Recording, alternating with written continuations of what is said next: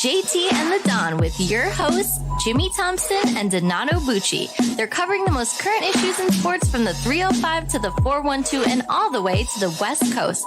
You can follow them on Twitter, Facebook, and Instagram at JT and the Don or email them at jtandthedon@gmail.com. Now take it away, guys.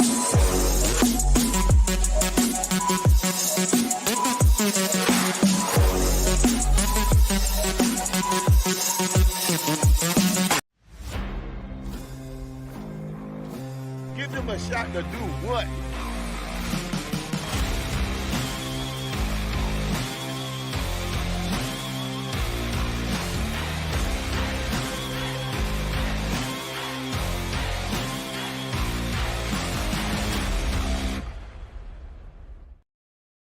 Welcome to the next episode of JT and the Don, presented by Give Us a Shot Network. I am the Don, Donato Bucci, and remember to subscribe to us on Apple Podcasts, Google Podcasts, Spotify, Stitcher, and wherever you find all of your other favorite podcasts. And remember to leave us a 5-star review. Thank you to Nicole Thompson for the wonderful introduction, and to our guy Mike Regina with the JT and the Don intro music. NFL is back, week 1 in the books. But first, let me welcome in everyone's favorite, JT, Jimmy Thompson. How you feeling? I'm tired, man. Too much traveling this week, man. I'm just trying to relax, and then I got to come back and do a show with you immediately. Yeah, I didn't sign up for this. This is not on my contract. First world problems, man. No one feels bad for you. Trust me. Wow. Says the guy that where'd you go? You went to like the presidential 50th like hip hop private party or something like that. It was not I thought I saw you guys on social media. It was not private, was not presidential. It was simply, Robert Glasper's 50th hip hop celebration. I mean, I saw a video with you in the background, like Jay-Z was in some like roped off section. Like, it's okay, man. This guy's humble. Like, Jay-Z was not there. He wasn't there? No. Okay. Oh, I forgot. NDA confidentiality agreements. That's how it works, right? Nah. When you're rolling with celebrities. Listen, if I was rolling with celebrities, of all the people, do you think I would keep that a secret? Come on, you know me well enough. Oh, yeah, you have to, because you're never gonna hear the end of it. After all the mess that you talk, absolutely. I would let you know. I would brag about it. You know that. Right. But yeah, man, let's jump right into it. We got a lot to talk about, but can't have a show without talking about the devastating news. Clearly the biggest story of week 1, Aaron Rodgers tearing his Achilles just on the 4th offensive play of his Jets career. So, of course, Zach Wilson came in to help the Jets get the win in a crazy overtime finish against the Bills. So, first immediate question is, without Aaron Rodgers, is the Jets season over? I mean, how is it not? I mean, they have a great defense, but to me, they're the same team as last year that couldn't make the playoffs. So when you're saying season is over, I mean, yeah, Super Bowl out the window, deep run in the playoffs out the window. I think playoffs out the window. Now, Nathaniel Hackett is back on offense without his guy Aaron Rodgers, and we saw how that went in Denver. And to be honest, he couldn't win with the better of the Wilson quarterbacks and Russell Wilson. How do you expect him to win with Zach Wilson? I mean, listen, it's over. And I'm not even sorry to say that to the Jets fans, because all this is karma, JT. All the stuff, especially you as a Dolphins fan, all the stuff you had to hear from Jets fans, all the analysts that are on, national media that are New York Jets fans, how much they talked about them every day. We got so sick of it. I mean, but let's be honest, though. If Aaron Rodgers went to any team that was built like the Jets, like they would have gotten the same hype. I really can't blame the Jets per se. It's Aaron Rodgers. I don't agree because let's say so if Aaron Rodgers would have gone to the Steelers, you don't think people would have been talking Super Bowl? But it's different because it's Pittsburgh. Because the Steelers fans are just they're just the best fans. They would never do that. No, listen to me. If it's Pittsburgh, if it's Dallas, if it's the Giants, I'm with you.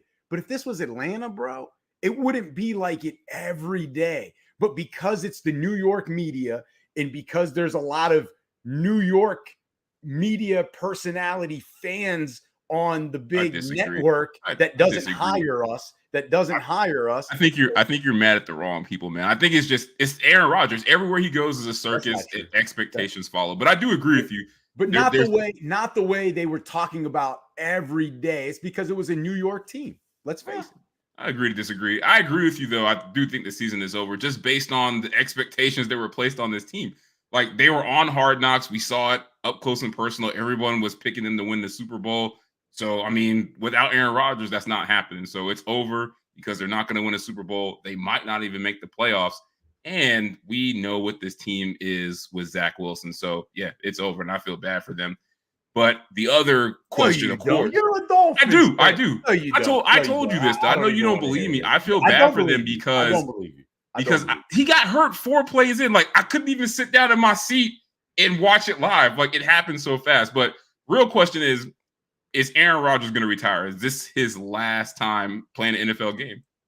You know, and when I say it's karma, I mean more to the Jets fans. We never want to see players get injured, especially. I was about to ask, like, I didn't know you disliked Aaron Rodgers this much. I know we're not a fan of some of the stuff he does, but you're making it seem like, oh, this is karma for him. No. But is he retiring? Is he done, or is he coming back? No, he has too much of an ego to go out like that on the ground, barely can walk off, gets carted off, national TV, plays 4 snaps.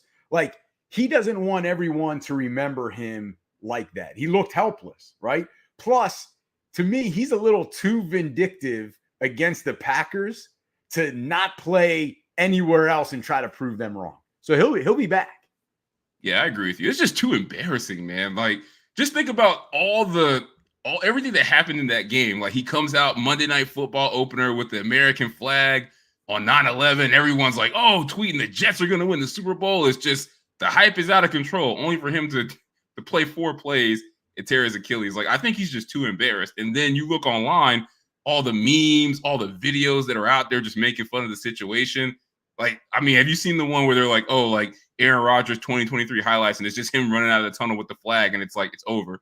Like, if he doesn't come back, that's messed up. He will never live that down. And you act like you haven't seen him. The Varsity Blues memes, like, I mean, they're funny, but I feel bad for the guy. Like, that can't be the lasting image of his legacy. Like you said, he's too prideful. He's going to come back. And then he's also said it before, like, before the season started, he wants to play until he's 45. Like, I think he's trying to take the Brady route. It might be a little bit tougher with this injury, but I just think the way things went down and how he is, there's no way he doesn't come back. So the Jets are talking like he's going to come back, so I'm buying it. Yeah. But the next answer to this next question could be, we already answered it, but I want to know, Rodgers' injury, what's the biggest fallout from him going down for the season? You mean besides the Milwaukee bar patrons having to actually that was crazy, pay their tab because they thought the Jets were going to lose, and you know that bar owner was sitting there sweating, because they were down for basically 3 quarters, right? Especially down. Well, not only that, but when he or she saw Aaron Rodgers go down on the 4th play, because that was your only hope that the Jets would win, right? Yeah, I mean, like, oh man, like they actually might lose. I may be giving out free drinks all night here. I would have loved to have seen. People were racking up the tab once they saw him get injured. Yeah, and they paid for it at the end. But I would have loved to have seen a camera in that bar on that last punt return, because I know everyone was nervous. It's like, I'm either going to go home with no tab, or I'm going to have to pay for all these drinks. But other than that, what's the biggest fallout? I think it's actually the Packers missing out on a 1st-round pick, JT. He was supposed to, if he had played 65% of the snaps for the Jets this season, they get a 1st-round pick. Instead, now they get a 2nd-round pick. So are you telling me that they got Aaron Rodgers always find a ways to screw exactly? That's the ironic part.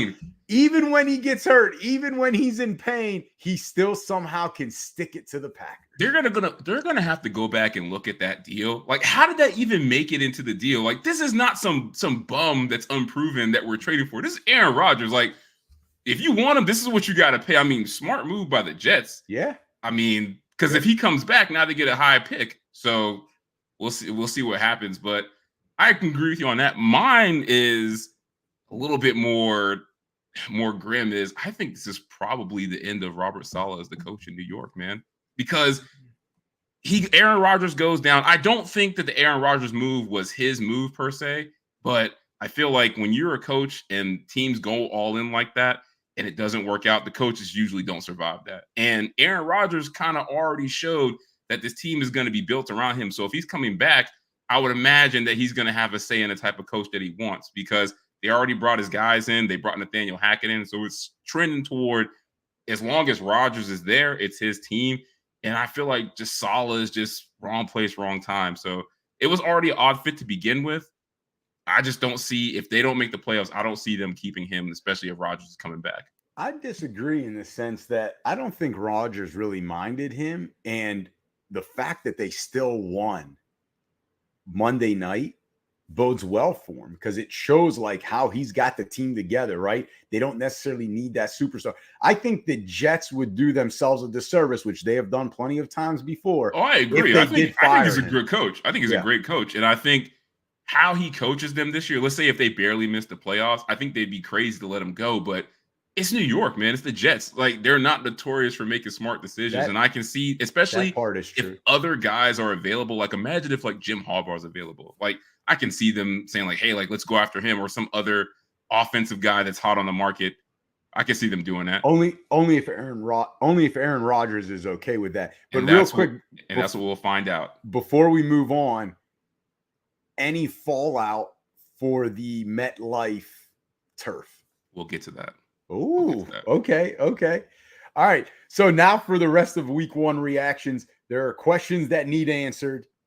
And of course, you come to JT and the Don for those answers. So, first one, why were the games so bad? Or I don't know if so bad is the word. They were bad, or just not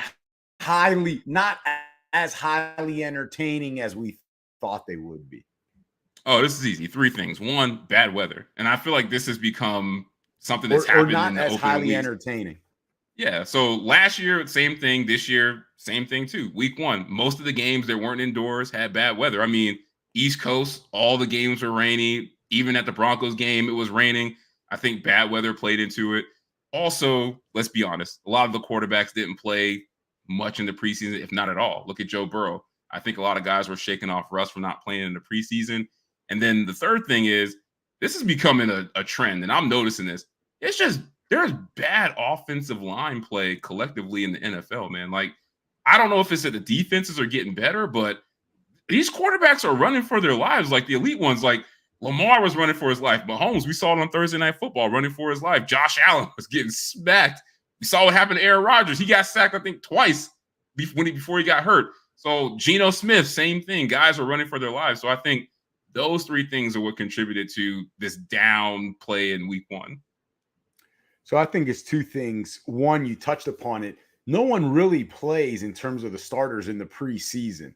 So they always say lately, games 1 to 3, the first month of the season of the regular season is really everyone's preseason. Well, I can't have that, man, because that's messing up my fantasy teams, man. Listen, I need these dudes ready week 1. Joe Burrow got the bag to come out and play like that. I'm like, man, you killing my fantasy team. He got his $280 million. I'm losing my $300. Like, that's not a good setup. And listen, I traded away 3 first-round picks and Justin Jefferson for Josh Allen, and that's not helping me. But there's also 2 weeks, it seems like, between the end of the preseason and then the regular season. And they always say, like, hey, the offenses are going to be rusty. But the other thing they always say is the defense early on is always ahead of the offense. And I think that's where it comes in, that O-line play you're talking about. I think just teams haven't seen certain blitzes, haven't seen certain fronts, haven't seen defenses. And so the defenses are a little bit ahead right now. And that's why they weren't highly entertaining. When you don't have offense, unless you're entertaining. Unless you're a Pittsburgh Steelers fan and you love defense, like, it's not going to be entertaining when the offense isn't good. I agree with you on that. So give us 1 player performance or storyline that you are not overreacting to. Oh, this I've got a follow-up question to that too. It's easy. It's Joe Burrow. Like, he did this last year. I don't think he played in the preseason much last year. Came and played against the Steelers. He had like 5 turnovers week 1, and we saw how last season ended for him. Yeah, he ended up being the highest paid player in NFL history. So I think his is just rust, not getting the reps in the preseason.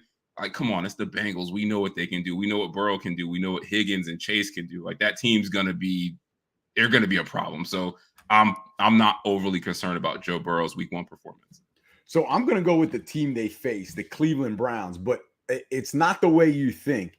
They gave up only 82 passing yards to Burrow, 56 rushing yards to Mixon. Nick Chubb had 6 yards a carry.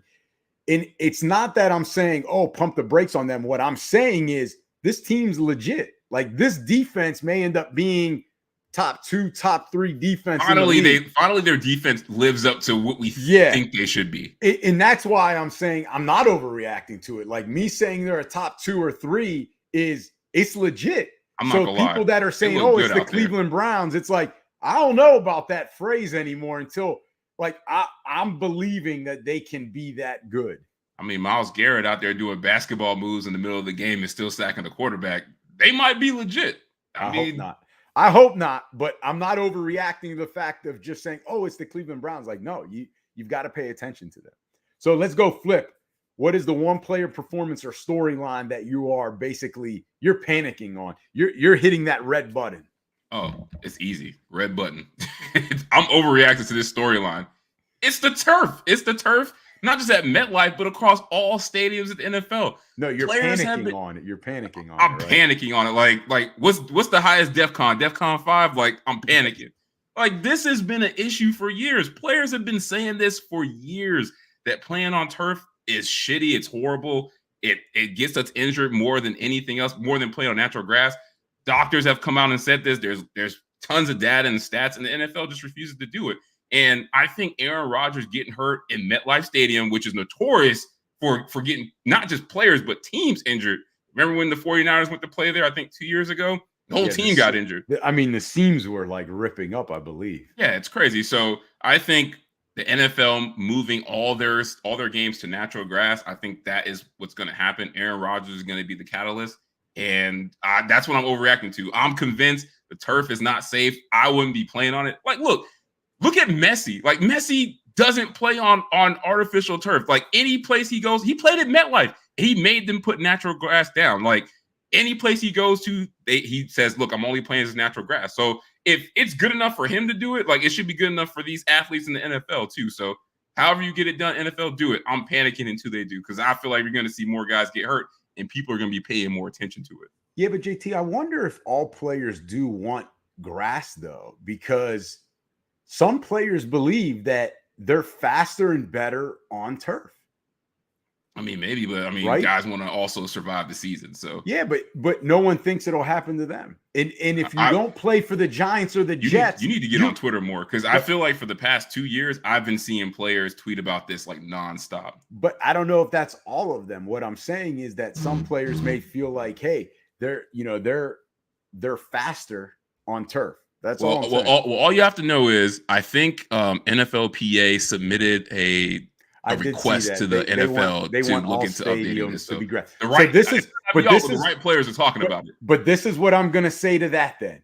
What happens on that day that it's snowing in New England, or it's that sleet where it's not sticking on the ground? You know what's going to happen? It's going to be a mud fest again.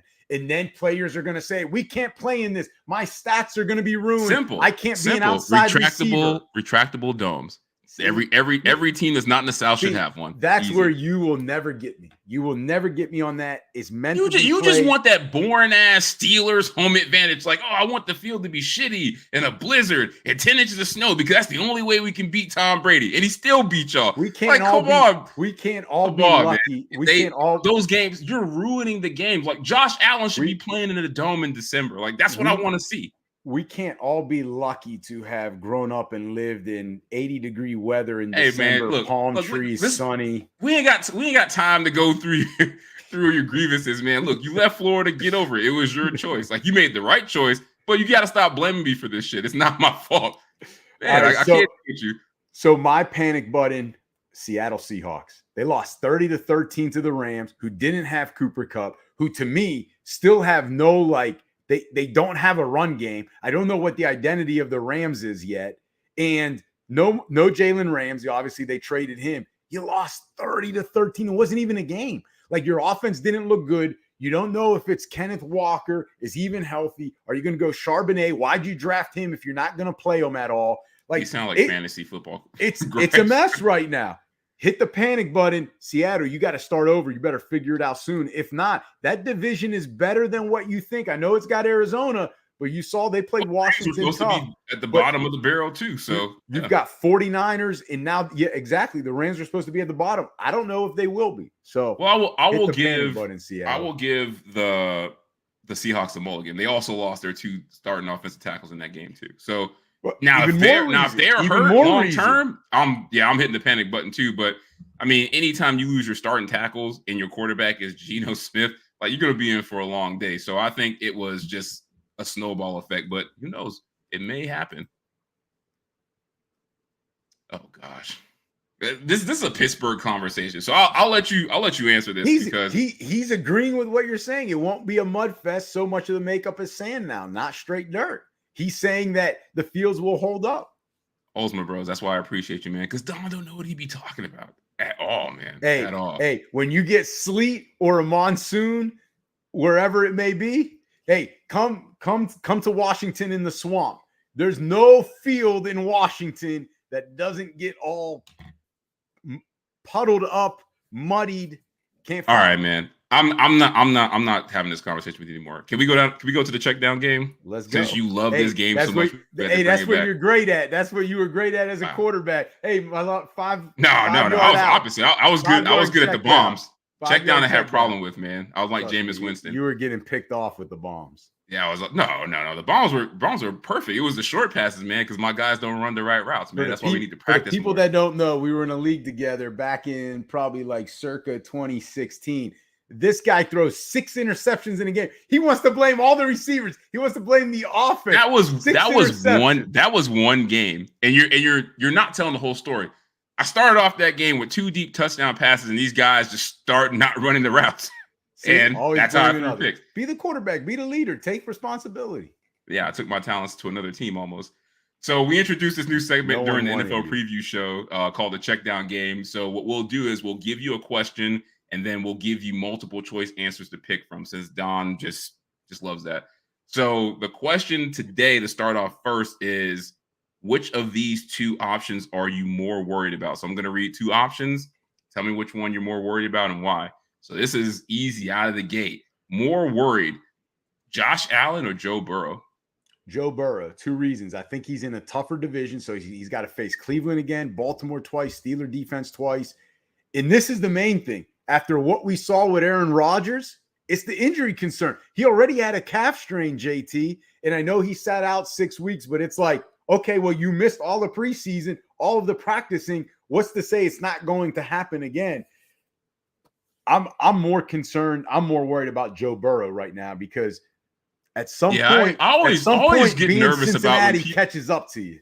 I always wonder, and I get nervous when people start talking about calf injuries, because I immediately go to Kevin Durant. I'm like, is it a calf injury or is it a Kevin Durant calf injury? Because that Kevin Durant wasn't no calf injury, and we found out the hard way what it really was. Yep. So I'm worried too, because if it's a calf, I feel like for a quarterback in preseason, he could at least be back in practice.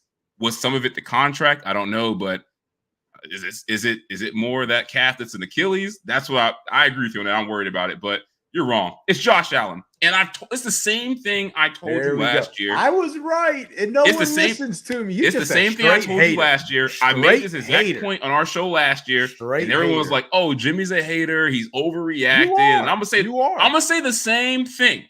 Josh Allen, most turnovers in the league since 2018, 83. Also, if you look at that, he's on pace for like 40 plus turnovers this year. He could hit it. I can see it. But this is a real thing. Like, this is why they won't win a Super Bowl. And I know I joked about this off air privately to you, but let's be real. Like, Josh Allen is slowly starting to drift into that Carson Wentz level of quarterback where it's like, yeah, he's super talented and makes crazy plays, but everything that he does is hero ball. And that is, you can't win a Super Bowl with a quarterback like that. So Josh Allen hasn't fixed his turnovers. He threw 3 picks to the same guy, and his deep passes, they look like he threw them right to the guy. So I'm worried about Josh Allen because this is something that he hasn't cleaned up. I think he misses Brian Daboll, and it's starting to really show.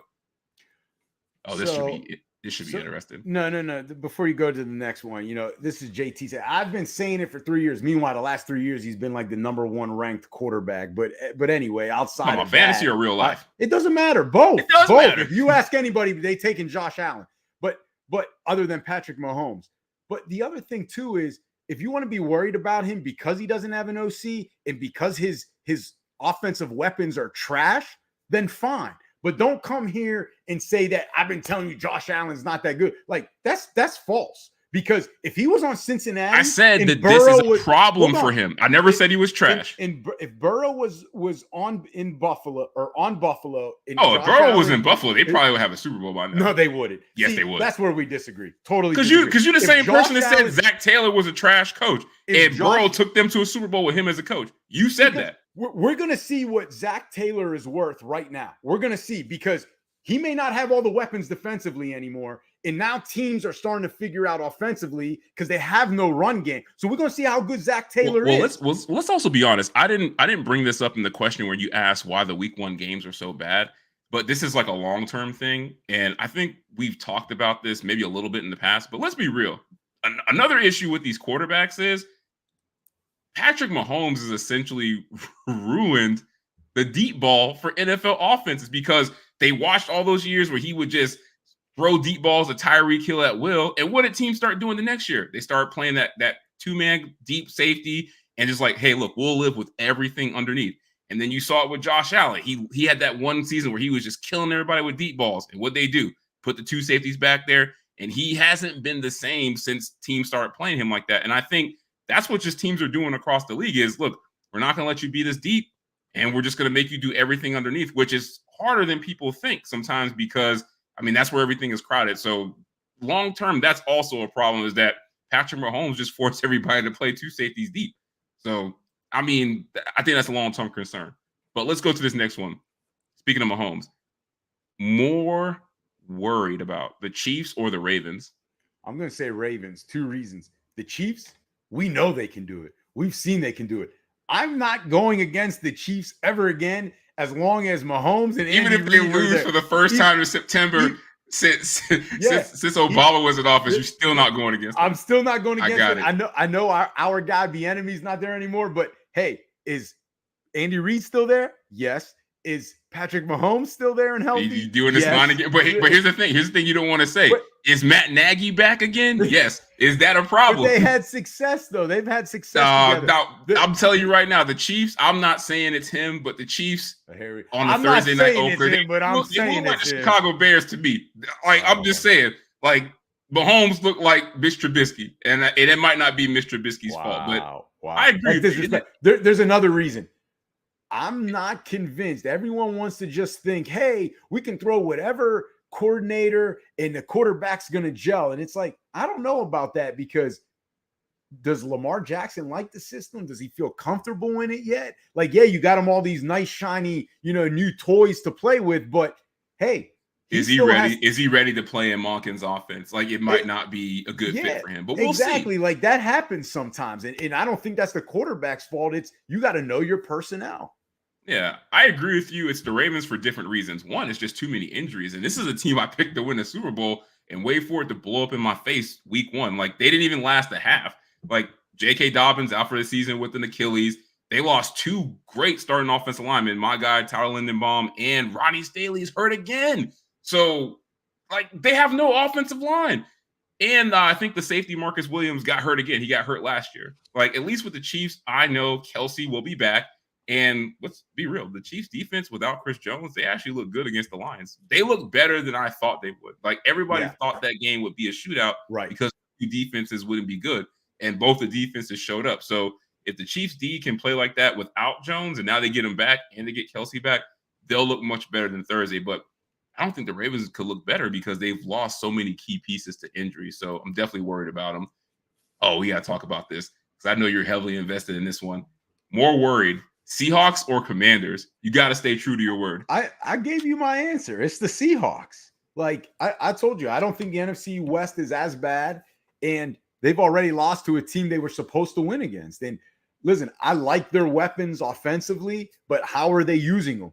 Is it going to be the Pete Carroll offense that, hey, we're going to try to ground and pound you? And it's like, yo, you got DK, JSN, and Tyler Lockett. Like, let Geno spin. Like, I don't know what Geno cook. Yeah, let Geno cook. I mean, I don't know what Seattle's doing. And I'm concerned because I think they have another big matchup this week. They could get off to an 0-2 start. And it's like, listen, this ain't the Legion of Boom ain't walking through that door. Yeah, definitely not Earl Thomas.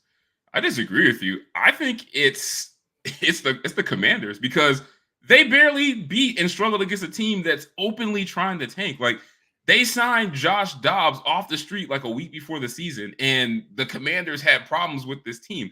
And I'm sorry, Sam Howell, I love him. We talk about him a lot on this show. He needed to crush this game, and he didn't. So I'm worried.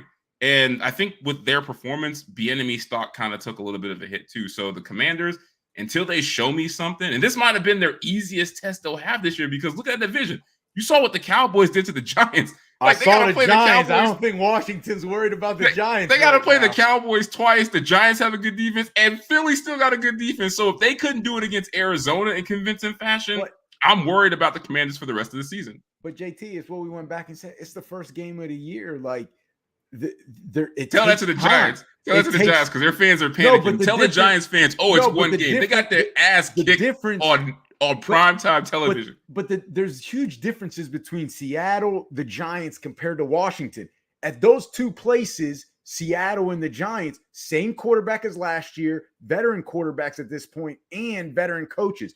Washington, new OC, brand new quarterback, basically starting his first game. Like, to win, you know how difficult it is for a rookie to win a game? Because that's essentially what Sam Howell is. Bro, it's the Cardinals. The Cardinals. This might be the worst team in the league. I hate when people say this because it's the NFL. These guys are all pros. They need to put the effort in if they want a contract, if they want to make a living. Don't come and tell me. Look, we can agree to disagree. You are panicking on the Seahawks. I get it, but the Commanders look trash. Now, this one is interesting. More worried about Justin Fields or Kenny Pickett? Oh, I think it's easy. It's Fields. Like, we thought everything would be different. They made the Green Bay defense look like the 85 Bears at times. And we thought everything. Did you watch the game? I did not.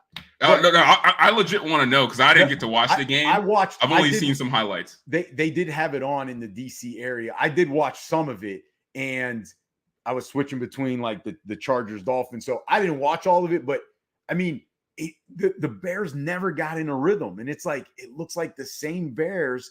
And at least with Pickett, you could say, you know what? There was injuries, and it was the 49ers. The 49ers were acting as if it was the Super Bowl. They were in midseason form. They were the only team outside of Dallas that looked like midseason form. So honestly, as a Steelers fan, I'm not worried. If there's a silver lining from that game, I don't know if you saw the highlight, but Darnell Washington destroyed Nick Bosa blocking. For a team that got destroyed like the Packers, I'm sorry. Like, I could play that highlight and be like, hey, look, if there's a moral victory, is that our rookie destroyed the defensive player of the year. So Darnell Washington didn't get destroyed. The Steelers did. Yeah. So this is too close to call. So I'll give it a pick 'em. And because I agree with you, Fields worries me because I saw some like film breakdown from this game. And some of the plays they were running, there were like multiple guys open, like on routes, and he just didn't throw it. Now, maybe he didn't have enough time, but I think I was hoping to see a leap in Justin Fields' anticipation of throwing the ball rather than doing what he normally does, waiting for guys to get open and then throwing it to him, which you can't do in the NFL. So the fact that he didn't do that worries me. Now, I think some of it also has to do with DJ Moore getting locked up by Jair Alexander, same guy who locked up Justin Jefferson last year. So I want to see another game, but I'm concerned. And then Kenny Pickett, I'm sorry. He looks like a guy when I watched him play like, that's why he stayed in college for 6 years. So to me, it's both. Like, I'm equally worried about both of them. Well, I would say with the Steelers, the reason why I would be concerned is because of the offensive coordinator. Like, he should never have come back. Talking about Canada. Things aren't changing. Yeah, Matt Canada. Like, things aren't changing. Like, he's not putting Kenny Pickett in the offense in general in situations to succeed. So, all right, ready for some college football? Yeah. All right. So first, Michigan State's head football coach Mel Tucker has been suspended by the university without pay amid an investigation into accusations of sexual harassment. He is alleged to have made sexual comments and sexual acts while on a phone call with a sexually harassed activist who Michigan State had hired, specifically the football team had hired to speak with the team and eventually acted as an honorary captain during the 2022 season. A hearing is scheduled for October 5th and 6th to determine if Tucker violated the school's sexual harassment and exploitation policy. So, JT, the question here, should Mel Tucker have been fired instead of suspended without pay? This is such a unique situation. So I want to make sure, because I've been reading all the stories about this from multiple publications, and it's just wild. I just want to make sure that I got this all correctly. I want to put this out there. So allegedly, this is what Tucker is saying, and this is what I pulled from the Title IX report. They had 27 late night calls with an average of 30 minutes. It's a long time. Mel Tucker is saying it's consensual and that she was, quote, looking for a sugar daddy. And of course, Brenda Tracy says that none of this is true. It wasn't consensual. And the text messages that they had between each other during this period of time somehow have disappeared. So I think they can't find hers, and Mel Tucker might not be releasing his, however that's going, but they're gone and we don't know what's on them. And also, Mel Tucker at some point informed Tracy that they weren't going to be requiring her services to come out and speak to Michigan State players. For those who don't know, like Brenda Tracy, sexual assault advocate, goes around to universities and basically talks to players and tells them, why they shouldn't be doing this, what they can do to be better in those situations. And she charges $10K per visit. So I guess Mel Tucker informed her that they're not going to be requiring her services anymore. And then the Detroit Free Press came out with a story saying that Brenda Tracy had no intention of going public and disclosing her identity within this case, and she was basically going to comply with Michigan State's investigation and agree to the confidentiality that they had agreed on. And until her name got leaked by reportedly a former Board of Trustees member, and that's how her name and her story got out there first, and that's where we arrived to where we are now, her and Mel Tucker within the he said, she said. So I just wanted to make sure I got all that information out there because there's a lot of stuff going on. It's a long timeline. Fired, I don't think that Michigan State can fire him just because this is undecided as far as did he actually violate, I guess, like the sexual misconduct policy that they have. So they have to suspend him because they have to see this through, because let's say they do fire him and it comes out that, this is not true. They're going to owe him a lot more money in a lawsuit because he's going to sue them. So that's the thing where I think it's tricky for them is they're in a weird spot because we know Michigan State already has this very horrible spotlight on them, especially when it comes to, like sexual assault allegations with the whole Nassar thing and just everything that's gone on at their program.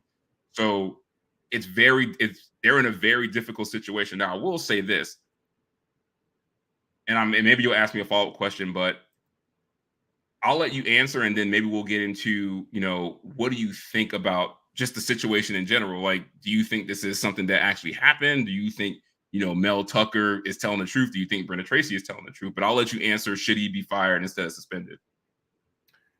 Well, I'll actually answer that question that you had brought up. I don't know. I mean, I would tend to believe her because I don't know. Some people might say, well, it's because now she's coming out because she's not being retained. But I mean, I lean toward believing her. You're right. It is a she said, he said thing. I would lean toward believing her, but I don't have all of the facts. So that's basically, kind of my answer there. In terms of should he have been fired instead of suspended, I think what Michigan State is looking at is the contract buyout, right? Yeah. He signed a 10-year extension worth $95 million. They'd still be on the hook for the buyout of $80 million. So the reason why they didn't fire him initially is they're going to line up all of their ducks to make sure that if they are going to fire him, that they can't do what you said, or he can't do what you said and turn around and sue him for breach of contract and say, hey, you owe me the $80 million. Because if it's in quotes here, a for cause firing, it would void the buyout on the remainder of his contract, which he just signed that extension back in November 2021. So we're not even 2 years in to the 10-year extension, which he still has $80 million on the buyout. So that is why they didn't fire him. because if they did and they didn't go through the due process, they may easily end up owing him all of that. Whereas now they can do the investigation, do the hearings, and if they feel that, hey, going back to what you said, hey, we're leaning toward what she said and not what he said, then they have a lot more evidence and a lot more support for their for-cause firing in order not to have to pay the buyout. So I think they're methodically doing legally what they should do based, I believe, on like Title IX and everything with university policy. Now the question is, how will these hearings go? Again, who do we believe? Again, it is a she said, he said, unless they have the text messages, unless during the hearing some other evidence comes out. But me personally, I would lean toward, believing what she said, because I don't see why she would make things up or would twist what happened. I mean, just don't know, because remember too, she is a rape survivor too. So you hope that some of the things that have gone on, that it doesn't, impact her, considering, her history too.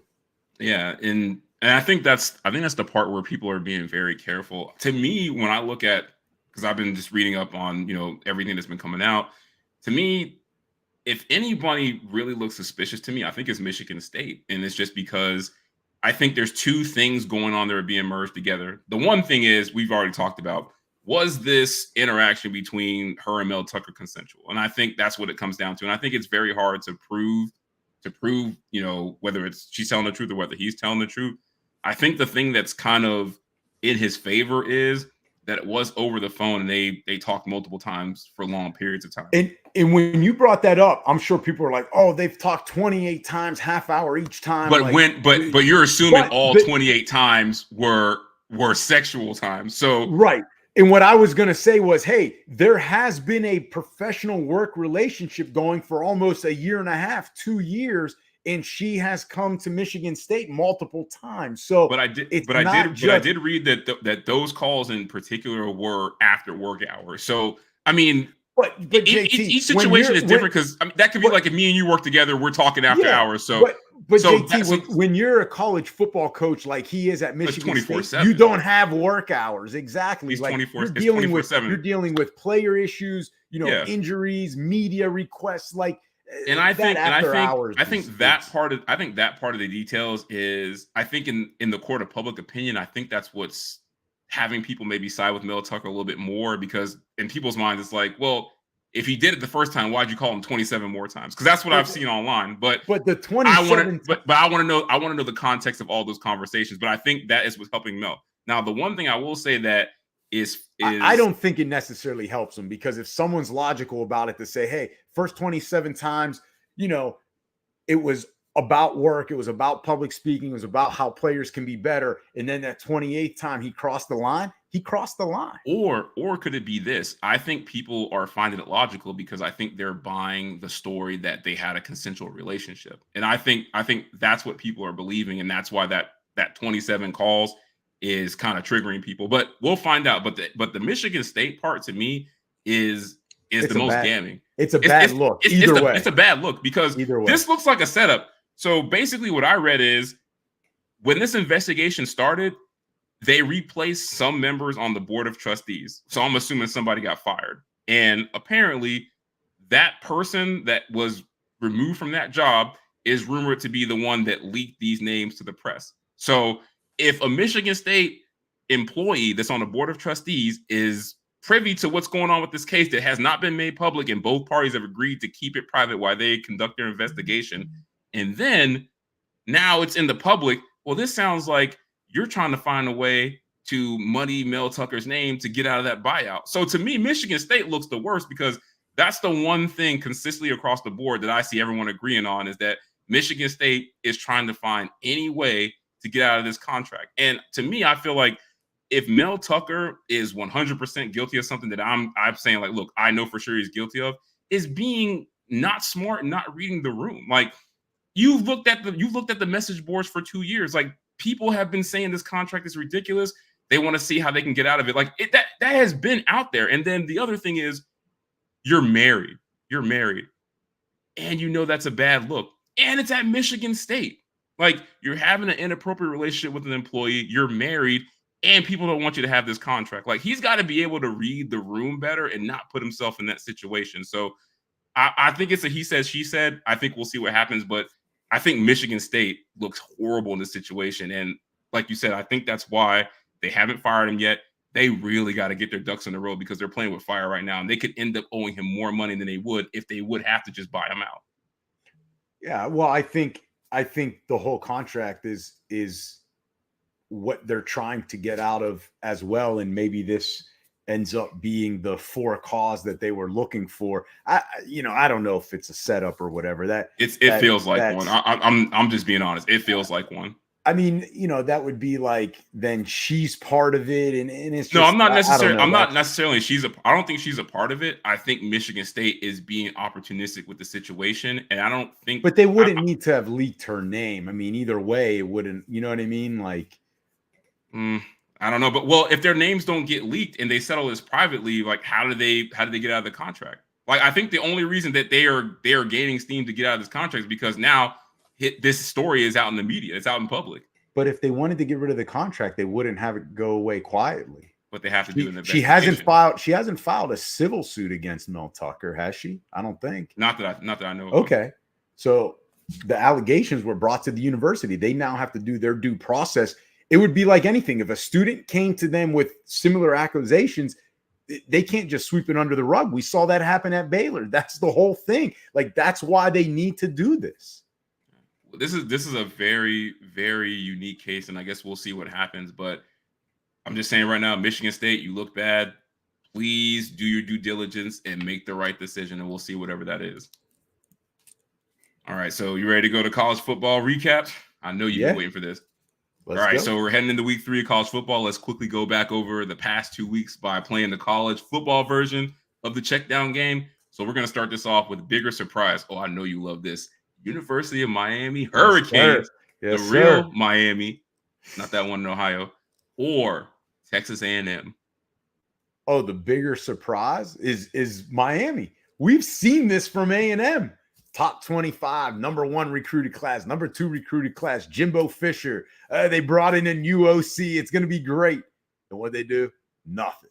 And we haven't seen this from Miami. We actually look like the more physical team, the more in shape team, the more explosive team. And that's supposed to be an SEC powerhouse. So, it's Miami.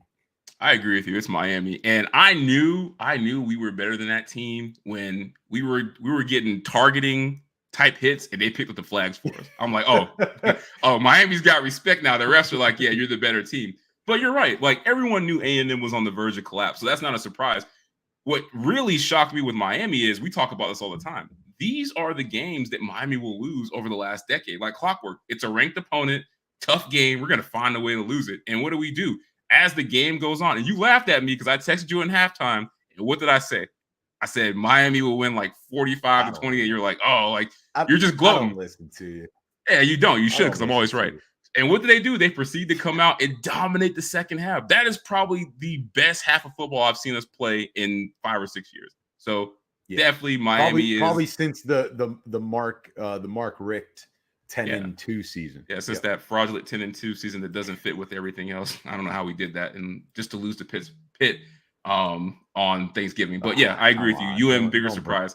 This one's interesting. Colorado, who everyone's surprised, but Washington State, undefeated, ranked, and they beat my Wisconsin Badgers. Bigger surprise. Oh, I think it's Washington State. That takes nothing away from what Colorado is doing. They've been really good. But think about Washington State. Bro, do you know who their quarterback is? Because we all know who Colorado, their quarterback is. I know. Do you? Is it Michael Penix? Who is it? It's Cam Ward. He was at Incarnate Word of the FCS. Like, he transferred from there, right? Do you know who their coach is over at Washington State? Because we know who Colorado's quarterback and who their coach is. Jake Dickert. So, like, Washington State, no one knows about. No, and they're playing the Pac-12 after dark games. At least Colorado's getting on noon on Fox, right? Noon on Fox on Colorado. So I'm going Washington State. I'm going to pick Colorado State for all the reasons you said. You act like Colorado doesn't have 2 FCS players coming up and doing the same thing. Like, Shadur Sanders, they would have never. I get it. Have gone there if it wasn't for Dion. I get it, but they're there. And here's the difference for me. Like, these are both impressive. Like, but the other thing is, you knew their names. No one knows Cam Ward. Washington State I actually heard of him, but I didn't know that's where he was. Washington State's been impressive, but the expectations and pressure that Colorado has had before they even played a game, Washington State has nowhere near that. How is that a surprise? I'm saying the fact that they are undefeated with these expectations, this pressure. It's Colorado, man. Again, it's nothing to take away from Colorado. You sound like you're taking a lot away from Colorado right now. Wisconsin is the better of any of the two teams that Colorado has faced. Colorado just played a team that went to the national championship a year ago. Don't try to use my words against me. TCU. TCU. No. Don't you can't use my analysis to make the point unless you say no. You gotta say JT, you were right first. Say it and then you can use about what? I told you TCU was not going to be good this year. Please. Exactly. One said they would be good. You did. You were like, nah, TCU, they went to a championship, they'll be good. Now, I never thought I'd be talking about this. Bigger surprise. Iowa's offense or Duke's offense? How is Iowa's offense a surprise? They scored 17 and 24. I mean, I guess compared to last year's 3 That's what I'm saying. I'm going to go Duke. They scored 28 on Clemson. Like, Iowa is only a surprise because they were so pitiful last year on offense. So I'll give Duke credit. You got to give them props. Come on. I mean, I want to give Iowa the props. I think they've raised their points per game from 17 to, I think, 20 this year. So, and they only scored 20 points. An extra field goal games last year. So, I mean, it might be reversed by the time the season's over. But yeah, it's Duke. They destroyed Clemson. Their quarterback, everyone's saying, is a legit first-round pick now. And then I never even heard of this kid. Now, every time I go on social media, I'm seeing all his highlights of all this other athletic stuff that he could do before he got to Duke. This dude's doing windmill dunks. Like, he's a super athlete. Like, yeah, I think Duke's offense is impressive. It's like, is Cutcliffe still there? I just got to make sure, because if the quarterback whisperer is not there and Duke is playing like this, I know obviously Cutcliffe is not there anymore. Only working the Manning Pass Get up Academy. With the top. But think about, like, people think of Duke's success with Cutcliffe on offense, and it's like Duke looks good. Like, I know Miami, we're doing good right now, but I'm worried about Duke. Like, I hope you don't have to play them what week. Mike Elko is a really good coach. If you don't know that name, you will get to know it soon. All right, let's go. Most impressive so far, Shadur Sanders or your guy, Michael Penix Jr.? I mean, listen, you can't go wrong with whoever you pick. They've both been impressive. How could you not? So if I can't say both, I'm going to go with my guy, Michael Penix Jr., just because I picked him to win the Heisman. So keep doing your thing, man. Keep doing your thing. Make the Don look great. Turn back into Indiana Michael Penix and misses his season. Just so he can be right about this one thing. Yeah, you're right. You can't be wrong with any of these answers. I'm going to go with Shadur just because he made the jump up from FCS. I think people were really unsure about the depth of this roster, and I think they had some high-profile games out the gate. So I think what he's done is just amazing. So, but it's both. Like, Penix might win the Heisman, and Shadur might be in New York with him. So we could both be right about this. Oh, this one's sensitive. More impressive so far, Texas or FSU? I know where you're going with this, just because you're a hater. You're not objective. But go ahead. I want to know, one, which writer, because the writers are on strike even for our show, like, who put this one in here? Must have been you, because I would never have okayed the FSU one. And the answer is Texas. FSU already beat LSU last year. Like, why are we surprised? Like, LSU might fall a little bit. You literally called them the team that will disappoint. Texas. In our previous show. Texas. So now we're just like, oh yeah, FSU was always going to ball out. You literally said they would not do this. Can I say my answer? Can you back up your lie? Go ahead. Can I do it? Yes. Can I double down on this boy backpedaling like Dion in his prime? Go ahead. Everyone thought Texas would do the usual, like, oh, they're back, but they're going to collapse against Bama. Yo, they took it to Bama at Bama. So how is that not impressive? They took it to Jalen Milroe. Come on, like, how is that not impressive? Because we saw FSU win 10 games last year. When's the last time we saw Texas look that good and dominant against a really good team? Like, come on. It's close, but I'm going to go with FSU just because think about where FSU was like 3 years ago. Like, they were right. They were right on the cliff with us and we were both about to fall off, and somehow we fell by ourselves. They pushed us and saved themselves. They pushed us and became a top 3 team. Like they left us, got a supermodel, and now they're in Hollywood. Like this is a top 3 team in the country, and just 3 years ago they were the same as UM. That's more impressive to me. I'm sorry. I said what I said. All right. I don't like this. I kind of want to end the show right now after that, but man, for the fans and the listeners out there, I do it for you guys. So let's go to everyone's favorite segment, or at least one of the top 2. Forget about it or Fugazi. We'll read a statement.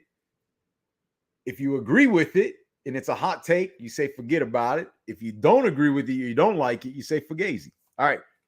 First one. Ready, JT? Mm-hmm. Colorado is a legit top 15 team.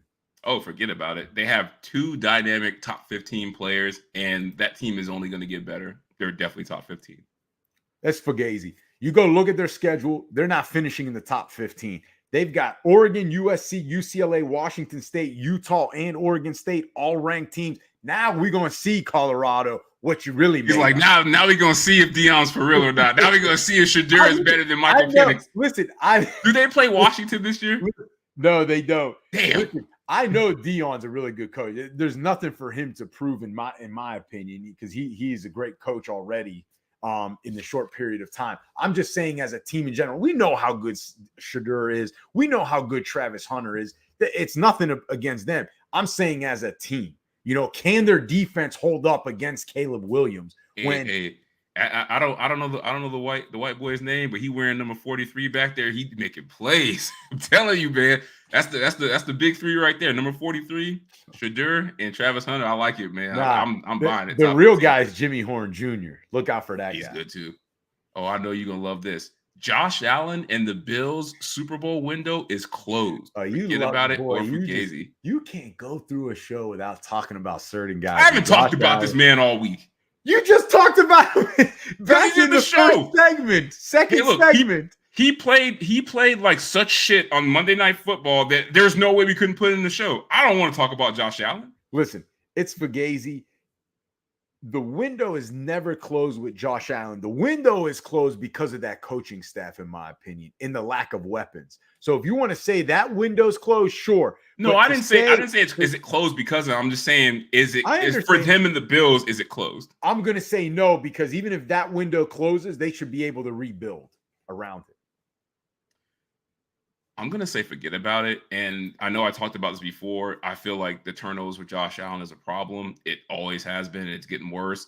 And I do agree with you. I think the coaching staff is not living up to what people thought they would be and what they need to be for this Super Bowl team, to be a Super Bowl team. I will say this.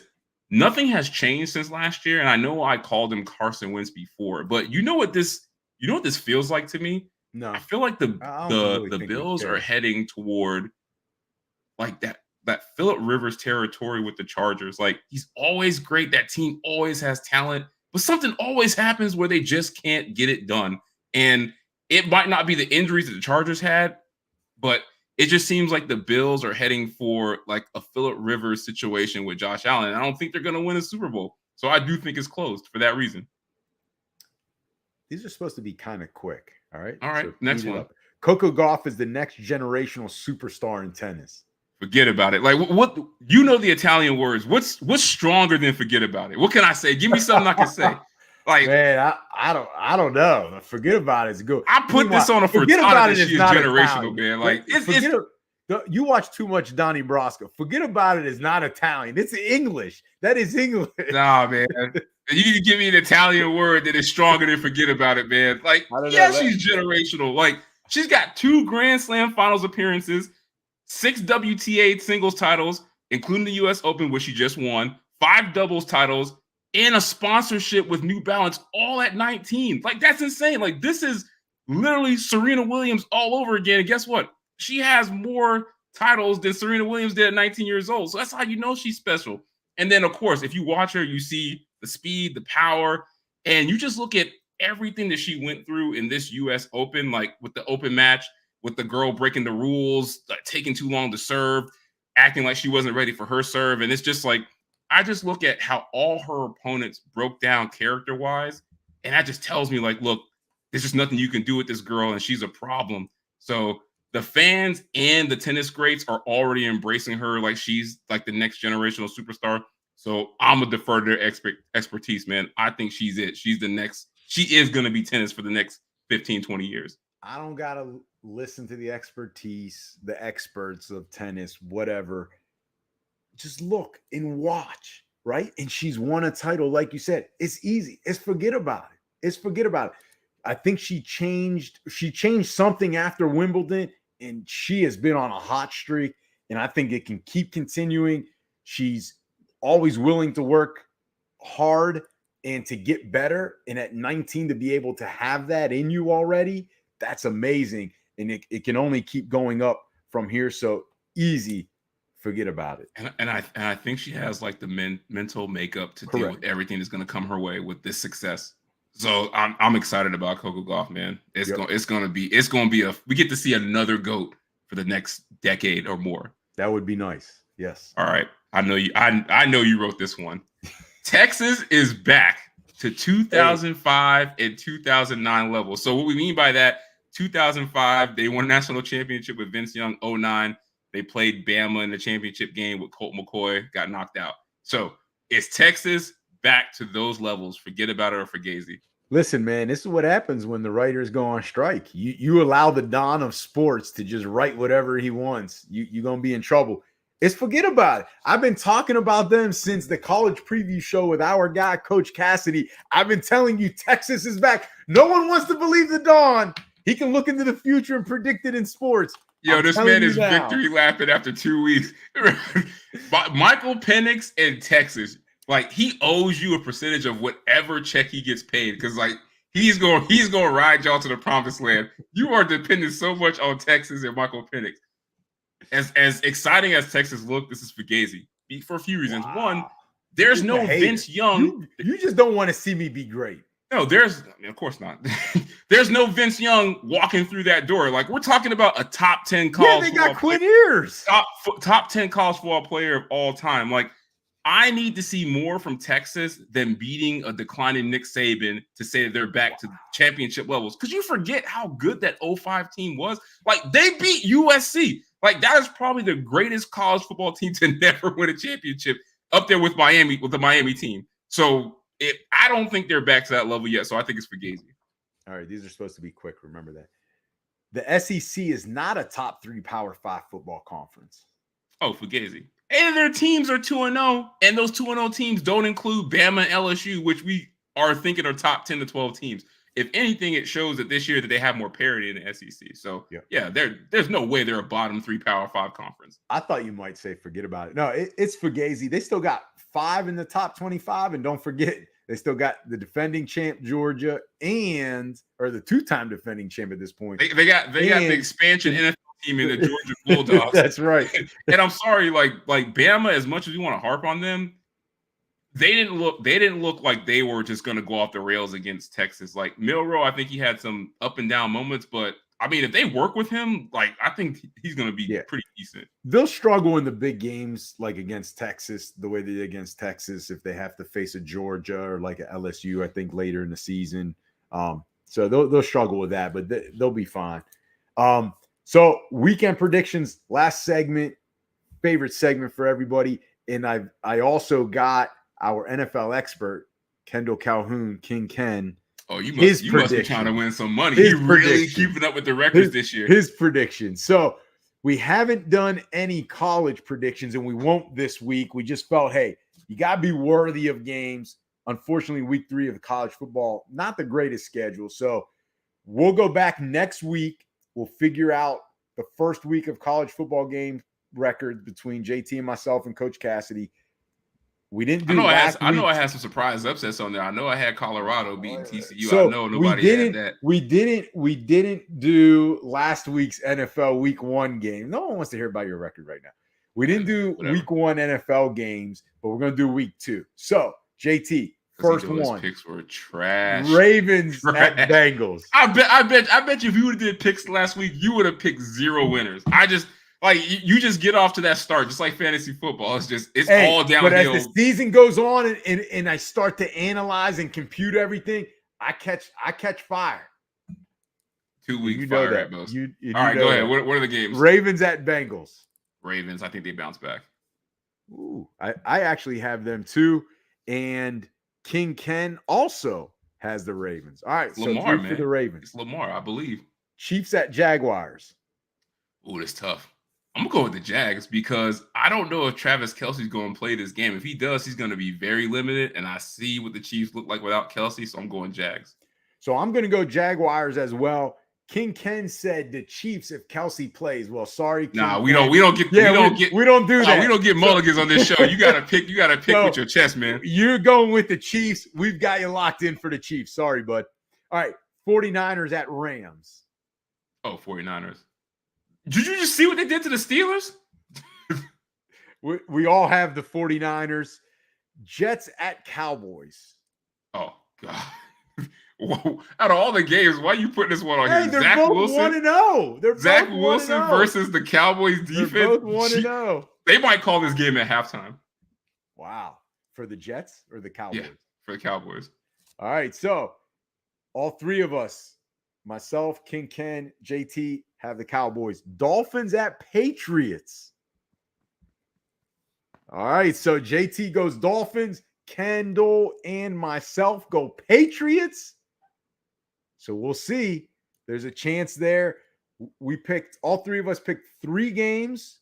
The 2 that are different. Kendall went with the Chiefs. JT went with the Dolphins in the other one. It sounds like it's going to be a sweep for me. So just send my money. We got to figure out what the bet is. You know, maybe you guys can owe me lunch or dinner or something. I'm not taking no bet where I got to buy you food. I'd rather just pay you the cash because I know I'm going to end up paying more if we go eat. Hey, depends where you take me. You can take me to Golden Corral, $9.99, all I can eat. Uber Eats. Eats, you're going to get some wings from Mail House. That's it. Uber Eats works. Hey, that's good stuff. Make sure the Captain Captain Jack's treasure dessert is in that. You can go buy that Uber at the Eats, store now. You don't even need me to get that for you anymore. You can go buy it from the store now. They sell it by the pint. It'll taste better knowing you bought it after I win and coming from Ale House. No, not buying you. I'm not buying you food. So can we finish the show? People got things to do. Up. All right. So to the fans and listeners out there, thank you as always for listening to us. And remember to please subscribe to us, JT and the Don All Sports Podcast. We can be found on Google Podcasts, Apple Podcasts, Spotify, Stitcher, and wherever you find all of your other favorite podcasts. And remember, if you like what we do, leave us a 5-star review. And JT, if you don't like what we do, leave us a 5-star review. And remember to also please follow us on social media. Our handle, JT and the Don. We can be found on Instagram, TikTok, Twitter, and Facebook. JT, great episode. Enjoy the weekend of football. And until the next episode, see ya. Peace.